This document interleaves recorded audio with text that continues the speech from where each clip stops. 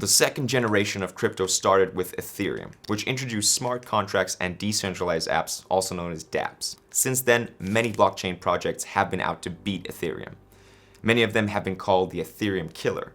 Interestingly, only very few of them can actually compare to Ethereum, especially when it comes to functionality. One of those mighty few is Neo. Hi and welcome to today's video, guys, where we will be looking at Neo, otherwise known as the Chinese Ethereum.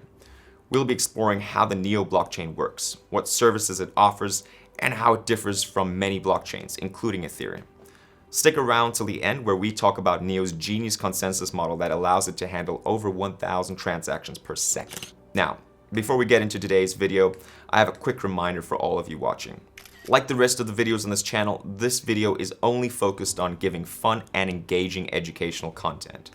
If you are out here looking for financial advice, then go talk to a financial expert instead. That being said, let's get back to the video. So what is Neo? Neo was created in 2014 by two computer scientists named Da Hongfei and Eric Zhang.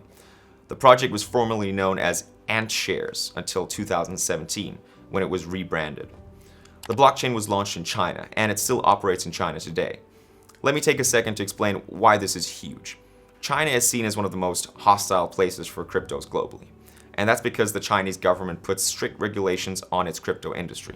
So apart from being a regulation-friendly crypto, what exactly is Neo? Well, according to its developers, Neo is an open-source blockchain project that is focused on building a smart economy.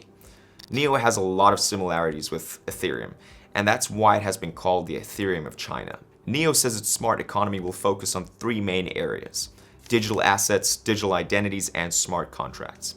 The first, digital assets, will allow real-world assets to be digitized easily on the Neo network. This means you will be able to create digital identities for real-world assets like a car, a phone, a wristwatch, or even a cat.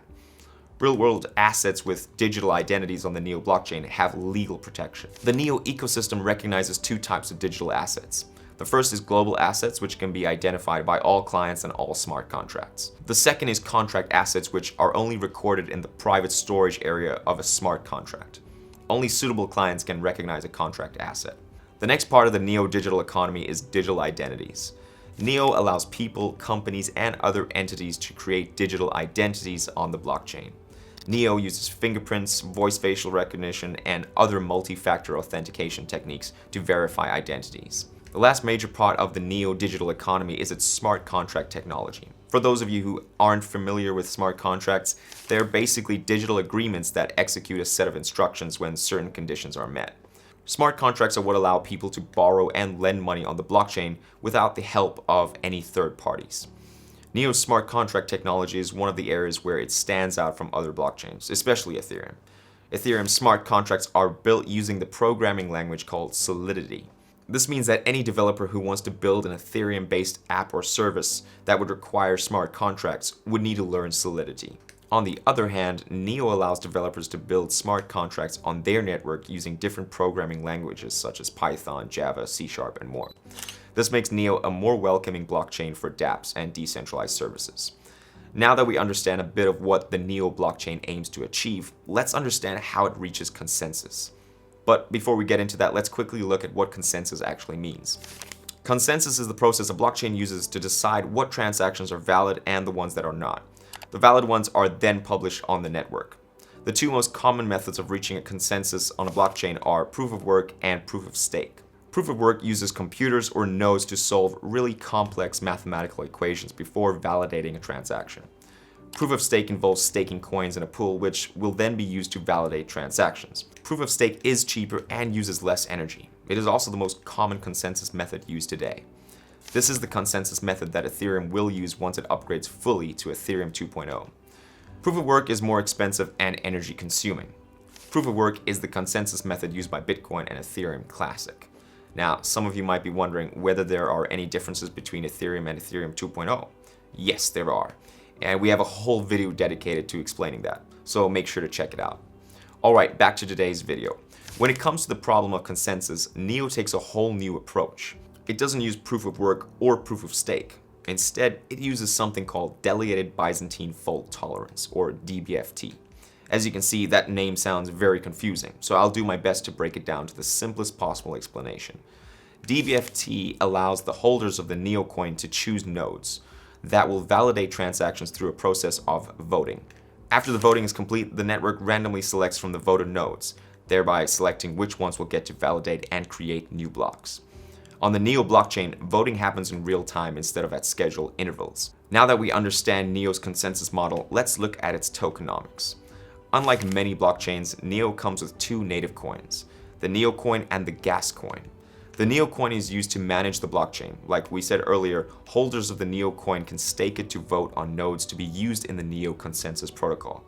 The NEO coin can also be used to send, receive, and spend money, just like other crypto coins. Lastly, it is used to vote on important decisions that will affect how the NEO network will run. The NEO coin has a maximum supply of 100 million coins, all of which were pre-mined. 50% of the NEO coin has been evenly shared between the NEO community during the project's campaign period. While the NEO Council holds the remaining 50%, they also use it for the management and development of the network. NEO's second coin is gas. Gas is used to run operations on the network, similar to how Ethereum uses gas fees. Gas is also paid as a reward to holders of NEO, especially when they stake their NEO coins. Gas also has a maximum limit of 100 million tokens. Right now, the NEO blockchain produces 8 gas per block. 1 gas per block will be deducted every year until after 44 million blocks have been mined. By this time, the number of gas will have reached its maximum of 100 million. Now, I think it's worth mentioning that the NEO network is preparing for a massive update called N3. This is basically the standard NEO network with a new host of functionalities. Upgrading to the new network is actually very exciting to watch. Because of the differences in the architecture of the N3 blockchain, the upgrade would take a very different approach.